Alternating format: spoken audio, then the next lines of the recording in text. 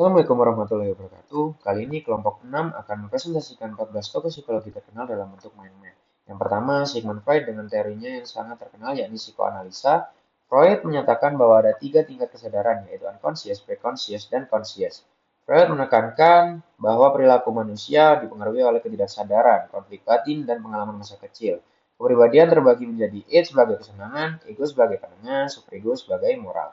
Ia juga mengenalkan tahapan perkembangan psikoseksual yang menentukan pembentukan kepribadian. Lalu lanjut ke tokoh yang kedua yakni Alfred Adler yang menekankan teori psikologi individual. Beliau fokus pada perasaan inferior dan dorongan untuk mengatasi kelemahan yang dinamakan rasa superioritas. Beliau juga menyimpulkan kebutuhan dan hubungan sosial dan pentingnya rasa memiliki dan pengaruh lingkungan keluarga pada perkembangan kepribadian seperti order kelahiran. Kedua teori ini menekankan pentingnya pengalaman awal hidup dan dorongan internal dalam membentuk kepribadian. Keduanya melihat manusia sebagai makhluk yang dipengaruhi oleh faktor internal dan lingkungan. Namun, teori Adler juga menentang teori Freud karena adanya perbedaan pandangan soal motivasi utama dan sifat manusia. Lanjut ke tokoh ketiga yang bernama Carl Jung dengan teori terkenalnya yaitu analytical psychology, di mana Jung menekankan ketidaksadaran kolektif yaitu kumpulan pengalaman universal manusia yang diwariskan serta struktur kepribadian yang disebut archetype seperti persona, shadow, anima animus, wise old man, hero, dan self. Dan yang menjadi penentu tipe kepribadian manusia menurut Jung adalah introversi dan ekstroversi.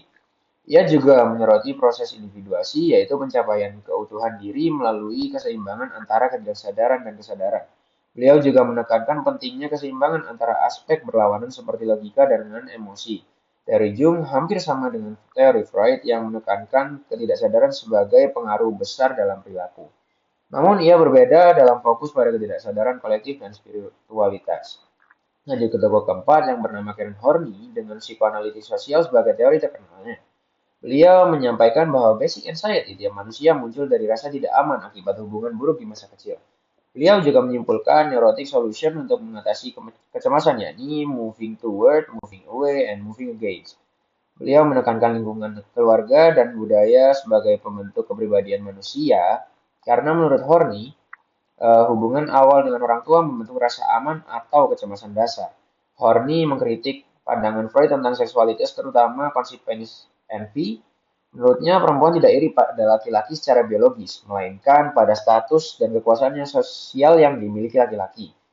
Menurut saya, teori Horney hampir sama dengan Adler, di mana mereka sama-sama mementingkan lingkungan sosial dan upaya individu untuk mengatasi ketidakamanan atau inferioritas. Lalu ada Eric Fromm dengan teorinya yang terkenal yakni psikoanalitik sosial. Dia menyimpulkan bahwa manusia memiliki perasaan alienasi dan isolasi, dan beliau berpendapat tentang cinta, yakni seni yang matang mencakup kasih sayang, perhatian, dan rasa hormat. Lalu cinta bukanlah perasaan pasif, melainkan seni yang harus dipelajari dan dilatih. Beliau menekankan potensi manusia untuk tumbuh melalui hubungan yang sehat dan penuh makna, karena sebagai jalan untuk mengatasi perasaan keterasingan dalam masyarakat modern itu tadi. Secara keseluruhan, teori Fromm menyoroti dampak sosial dan kebutuhan eksistensial yang melengkapi pemikiran tokoh-tokoh sebelumnya karena lebih fokus pada konflik internal dan pengaruh awal kehidupan. Tokoh berikutnya adalah Erik Erikson. Dalam peta pikiran ini sudah mencakup tahapan-tahapan Erikson yang menunjukkan kemajuan perkembangan manusia dari bayi hingga usia lanjut, dan konflik-konflik utama dan hasil-hasil pada setiap tahapannya. Bisa dilihat di sini ada 8 tahapan perkembangan menurut Erik Erikson. Kemudian ada Abraham Maslow. Dalam hierarki kebutuhan Abraham Maslow, ada teori psikologi yang menyatakan bahwa manusia memiliki 5 tingkat kebutuhan yang harus dipenuhi secara berurutan, dari yang paling dasar hingga yang paling tinggi. Teori ini digambarkan dalam bentuk piramida dengan kebutuhan fisiologis di bagian bawah, berkembang ke atas melalui rasa aman, cinta, harga diri, dan berpuncak pada aktualisasi diri di bagian atas. Setiap level harus dipenuhi sebelum melanjutkan ke level berikutnya. Berikutnya ada Carl Rogers. Carl Rogers berfokus pada potensi manusia untuk berkembang dan menjadi lebih baik melalui lingkungan yang mendukung dan penuh penerimaan. Teorinya sangat mempengaruhi psikoterapi modern, terutama dalam terapi yang berbasis pada hubungan antara terapis dan klien. dan pendekatan yang menghargai kemerdekaan dan kebebasan individu. Berikutnya adalah Rollo May. May adalah tokoh penting dalam psikologi eksistensial yang berfokus pada kebebasan individu, kecemasan, dan pencarian makna hidup. Melalui teorinya, May menekankan pentingnya keberanian untuk memilih, bertanggung jawab atas pilihan kita, dan menjalani kehidupan dengan otentik dan penuh makna. Berikutnya adalah Gordon Allport.